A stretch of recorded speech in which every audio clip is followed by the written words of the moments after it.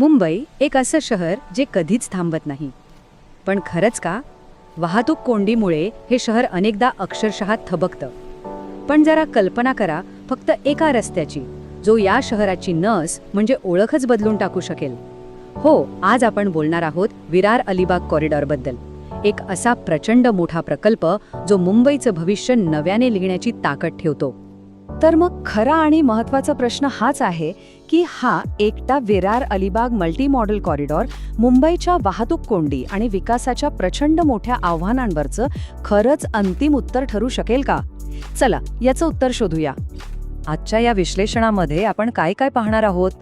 तर या प्रकल्पाचा मूळ आराखडा काय आहे, मग त्याला इतकी वर्ष अडथळे का आले, आता नेमकं काय काम सुरू आहे, आणि हो, या प्रकल्पामुळे तिसरी मुंबई कशी तयार होऊ शकते या सगळ्यावर आपण नजर टाकणार आहोत. ठीक आहे, चला तर मग या भव्य योजनेच्या अगदी मुळाशी जाऊया. हा Virar Alibag multi model corridor, ज्याला VMC असंही म्हणतात, तो नक्की आहे तरी काय? अगदी सोप्या भाषेत सांगायचं झालं ना, तर हा मुंबई महानगर प्रदेशातले 3 महत्त्वाचे जिल्हे म्हणजे पालघर, ठाणे आणि रायगड यांना जोडणारा एक महाकाय मार्ग आहे. पण थांबा, यातला मल्टी मॉडेल हा शब्द खूप महत्त्वाचा आहे, कारण याचा अर्थ हा फक्त एक साधा रस्ता नाहीये. नाही, ही एक भविष्यवेधी म्हणजे फ्युचरिस्टिक रचना आहे. म्हणजे विचार करा, एकाच मार्गावर एकीकडे हाय स्पीड एक्सप्रेसवे आणि दुसरीकडे मेट्रो लाईन, दोन्ही एकत्र धावतील. आणि या प्रकल्पाचा आवाका किती मोठा आहे हे त्याच्या लांबीवरूनच कळतं. विरारमधल्या नवघरपासून ते थेट अलिबागमधल्या बाळवलीपर्यंत हा कॉरिडॉर तब्बल 126 किलोमीटर लांब पसरलाय, मुंबईच्या किनारपट्टीला जवळजवळ समांतर. आणि अर्थातच एवढ्या मोठ्या प्रकल्पासाठी खर्चही तितकाच मोठा असणार. सुधारित अंदाजानुसार हा खर्च आता जवळपास 64,000 कोटी रुपयांवर पोहोचला आहे.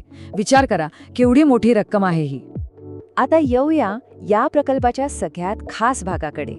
तो म्हणजे याचा राईट ऑफ वे, म्हणजे रस्त्यासाठी सरकारने ताब्यात घेतलेली एकूण जागा. आणि ही जागा तब्बल 99 मीटर रुंद आहे, कोणत्याही सामान्य महामार्गापेक्षा कित्येक पटींनी जास्त. आता प्रश्न पडतो की या 99 मीटर रुंदीत नक्की काय काय आहे?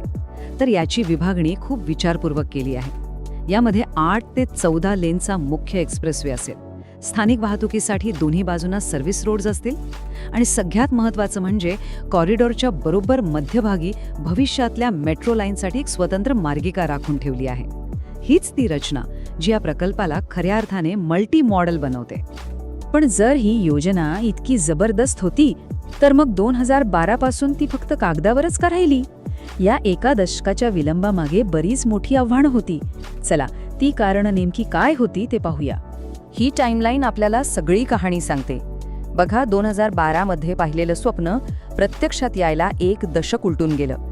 हा संपूर्ण प्रवास अनेक अडथळ्यांनी आणि धोरणात्मक बदलांनी भरलेला होता. या विलंबामागे बरीच कारणं होती. एकीकडे तब्बल 1400 हेक्टर जमिनीच्या भूसंपादनाला शेतकऱ्यांकडून मोठा विरोध होत होता. दुसरीकडे सुरुवातीचं बांधा वापरा हस्तांतरित करा म्हणजेच BOT मॉडेल गुंतवणूकदारांना आकर्षक वाटत नव्हतं. खाजगी कंपन्या पुढे येत नव्हत्या, त्यामुळे सरकारला EPC मॉडेल आणावं लागलं. आणि या सगळ्यात भर म्हणजे वन आणि सागरी विभागाच्या किचकट परवानग्या मिळवण्यातच अनेक मौल्यवान वर्ष निघून गेली. पण म्हणतात ना, देर आय दुरुस्त आय. अनेक वर्षांच्या संघर्षानंतर आता असं दिसतंय की या प्रकल्पाने एक निर्णायक वळण घेतलंय आणि तो आता वेगाने प्रगतीच्या मार्गावर आहे. पाहूया सध्याची स्थिती नेमकी काय आहे.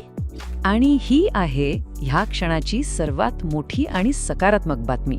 या प्रकल्पातला सगळ्यात मोठा अडथळा होता भूसंपादन, आणि ते आता जवळपास 90% पूर्ण झालं आहे. याचा सरळ अर्थ असा आहे की ह्या प्रकल्पाने आता खऱ्या अर्थाने वेग पकडला आहे. याच प्रगतीमुळे सरकारने एक नवीन आणि अधिक वास्तववादी टाइमलाईन सुद्धा जाहीर केली आहे. यानुसार प्रकल्पाचा पहिला टप्पा 2030 पर्यंत पूर्ण होण्याची अपेक्षा आहे, तर दुसरा टप्पा 2032 पर्यंत पूर्ण होऊ शकतो. आता आपण वळूया या प्रकल्पाच्या सगळ्यात महत्त्वाच्या भागाकडे. हा फक्त एक रस्ता किंवा कॉरिडॉर नाही, तर हा तिसऱ्या मुंबईच्या निर्मितीचा पाया मानला जातोय. पण याचा मुंबईच्या भविष्यावर नेमका काय आणि कसा परिणाम होईल? बघा, हा कॉरिडॉर मुंबईसाठी एका आउटर रिंग रोडसारखं काम करेल.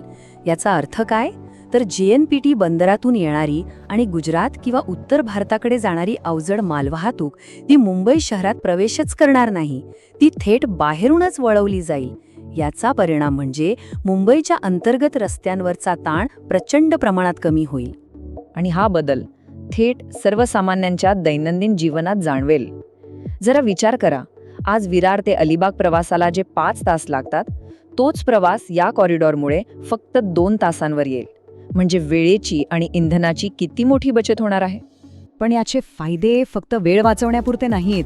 वाहतूक कोंडी कमी झाल्यामुळे काय होईल तर पनवेल, उरण आणि विरारसारख्या भागांमध्ये नवीन उद्योग आणि लॉजिस्टिक्स हब उभे राहतील. इतकंच नाही तर नवी मुंबई विमानतळ आणि अटल सेतू यांसारख्या मोठ्या प्रकल्पांनाही हा कॉरिडॉर थेट जोडणार आहे, ज्यामुळे संपूर्ण प्रदेशाच्या अर्थव्यवस्थेला एक नवी चालना मिळेल.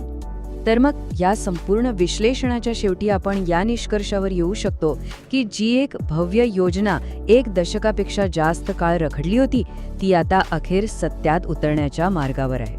आणि हे एक वाक्य ह्या प्रकल्पाचं महत्त्व अगदी अचूकपणे सांगतं. विरार अलिबाग कॉरिडॉर आता मुंबईसाठी केवळ एक पर्याय राहिलेला नाही, तर तो ह्या शहराच्या शाश्वत म्हणजे सस्टेनेबल विकासासाठी एक अत्यावश्यक गरज बनला आहे. पण शेवटी एक प्रश्न मनात येतोच. इतक्या वर्षांच्या संघर्षानंतर उभं राहणारं हे स्वप्न मुंबईसाठी खरंच एक गेम चेंजर ठरेल की फक्त विलंबाचं आणखी एक स्मारक बनून राहील? याचं उत्तर आपल्याला फक्त आणि फक्त येणारा काळच देऊ शकतो.